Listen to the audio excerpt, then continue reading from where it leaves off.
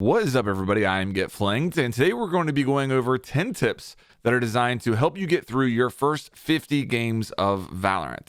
Now, these tips are all coming from me recently grinding out my first 50 games in Valorant, and I'm going to be passing along what I learned during that time period, what I wish I would have known, the mistakes that I made, the mistakes I saw my teammates making. That's where all this is coming from. And really the goal here is, if you're somebody who's just getting into Valorant, hopefully I can give you a good foundation here that will allow you to enjoy your first 50 games more and have a good sense of what you should be doing and what you should be working on during that time.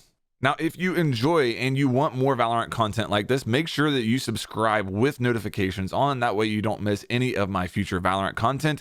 With that said, let's go ahead and jump into tip number 1. All right, the first thing that I want to tell you about your first few games of Valorant is that you're going to get smashed, and it's normal, okay? It's not because you're bad at the game. It's not because Valorant's a bad game overall. It's not because you're not going to enjoy this game. It's just normal because you don't know the timing of the rounds and how the rounds play out, okay? And that's one of the most important lessons you can learn in Valorant. And it just comes from playing the game. That's it. There's really no shortcuts I can give you to learning that timing, because when you first start, you don't have any sense of how long it takes for the attackers to enter into your side of the map. You don't know the sound cues and what they mean. You don't know all of that stuff, okay? So it's normal. You're playing against people who do know all of that stuff, and they are going to dominate you in the beginning. It'll change eventually. There's no shortcuts. Just stick with it. Trust me, once you get that kind of timing and the feel for how the rounds play out, you will see a big difference in your gameplay just from that.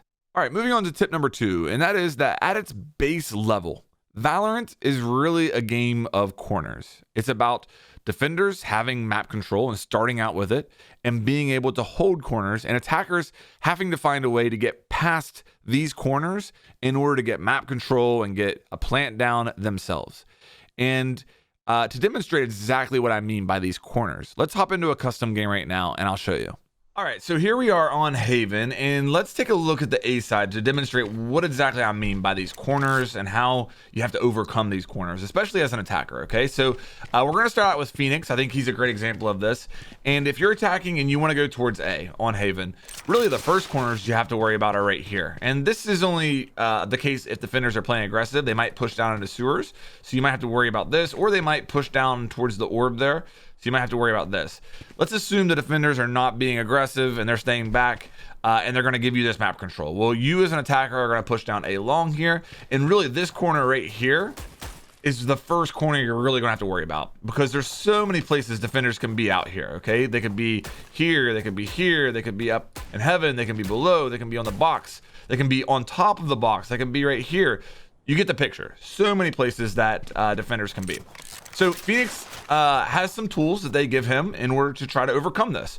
First would be his curveball, the flash that he has. So let's say that he thinks that somebody is playing right here. Okay, I'm not saying that's smart for the defender to be there, but let's say that he thinks somebody's right there.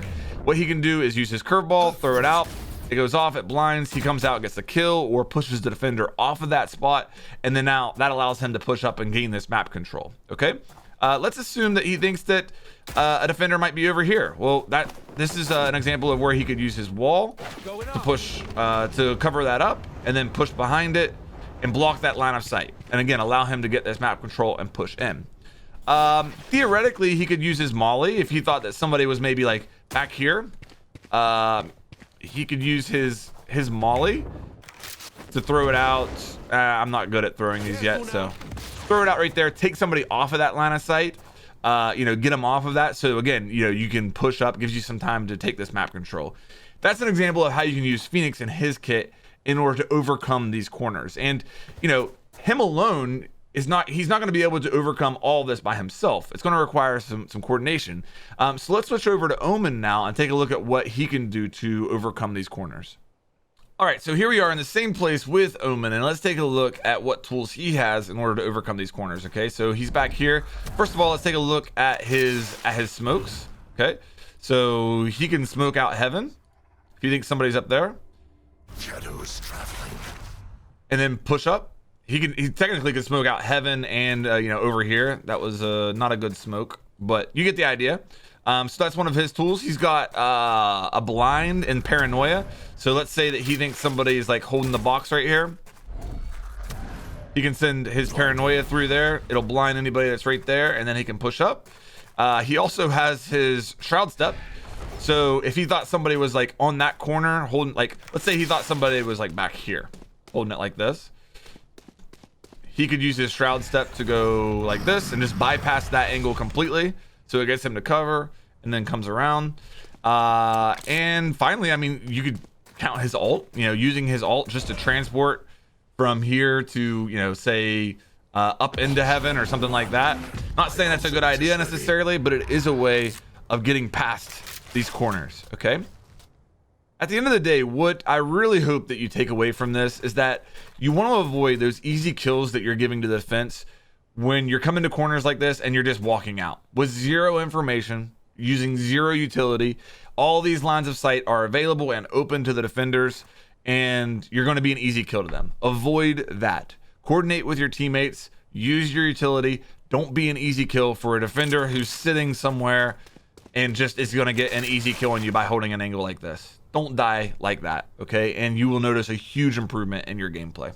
Okay, moving on to tip number 3, and we're going to talk about the gun mechanics in Valorant a little bit here. And if you are somebody who is struggling with them, like I did, like I still do to a certain degree, then deathmatch in the practice range is going to be your best friend. That is the place to go and work on the gun mechanics and learn. And again, you know, if you're not somebody who is familiar with Counter-Strike, then maybe the whole not being able to move and shoot and be accurate at the same time is really a tough adjustment for you. Or maybe it just is the recoil.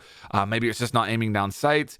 Whatever it is that you're struggling with, if you go into deathmatch and the practice range, you can practice it and get more and more comfortable. And it's normal for it to feel weird at first, especially if you're coming from other FPS titles like Call of Duty or Rainbow Six Siege. It's going to feel awkward. It's going to be frustrating at first.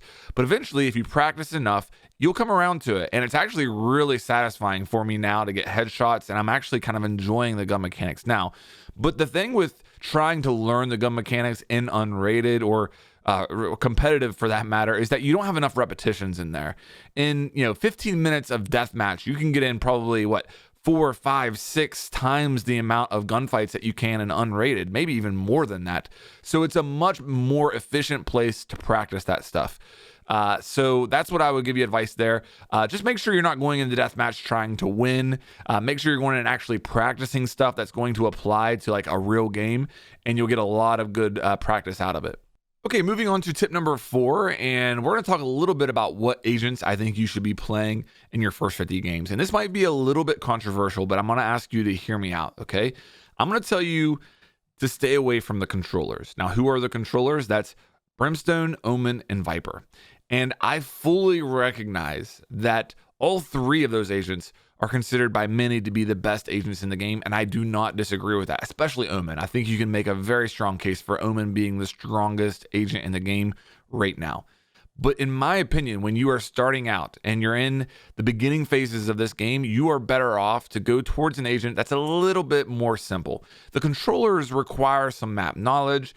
They feel a little bit more complex to me, and I feel like if you're trying to play them in the beginning, you're going to be fumbling around with the controls a lot. You're going to be putting smokes in places that are not going to help your team, and you would be better off just letting a more experienced player on your team take those roles. Gravitate more towards like a Phoenix or a Raze. I really feel like their kits are going to make sense to you. You're going to be able to grasp their role and how to use their utility a lot quicker than you will any of those controllers. And you'll be able to not only help yourself, but the team more in that role.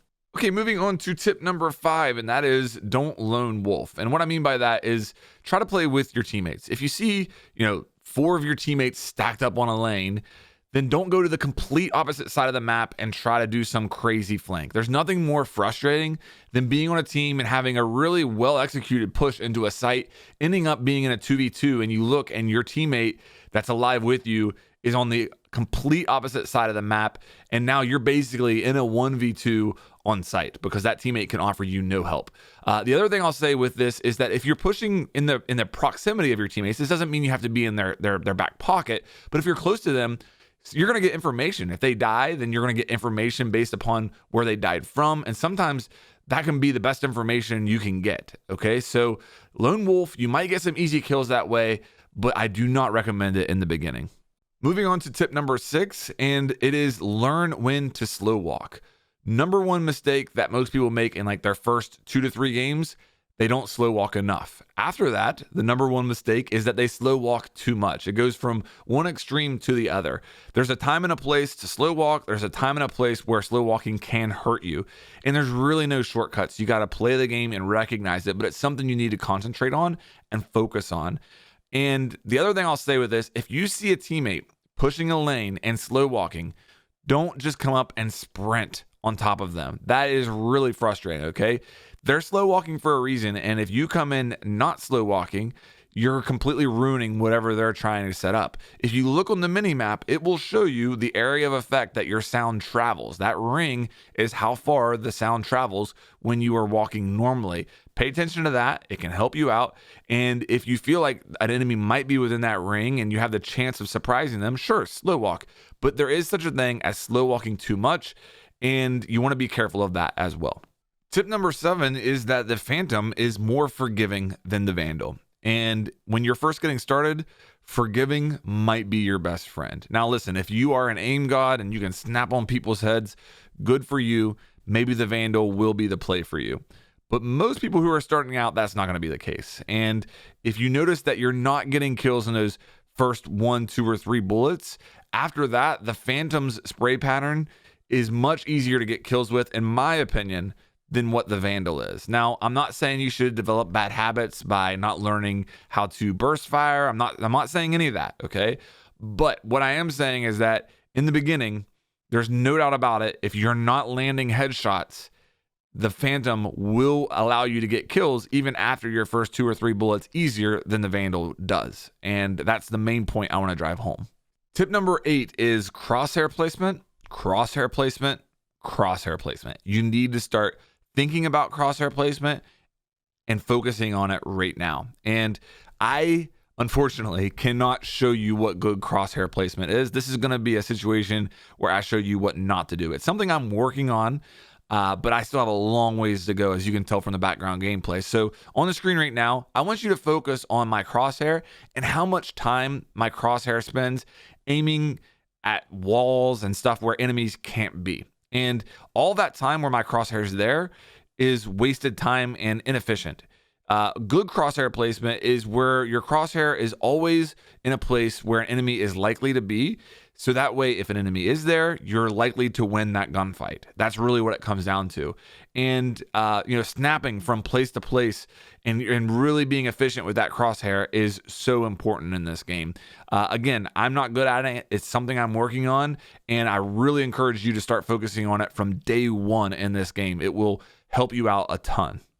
Tip number 9 is slow down, especially on defense.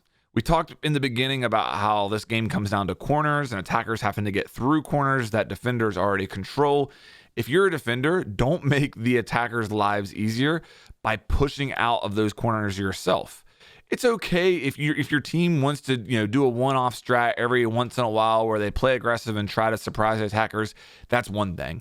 But if you find yourself constantly dying first on your team, if you're dying early in the round on defense, you're probably playing too aggressive, and you need to slow down and make the attackers make a play in order to kill you. That's the best piece of advice I can give you. And honestly, on attack, you can slow down as well. Again, if you notice that you are the first person dead, whether it's on attack or defense, you need to slow down and try to get information, try to work with your team, and just stay alive longer. Good things happen in this game when you stay alive. Okay, moving on to tip 10, the last tip here.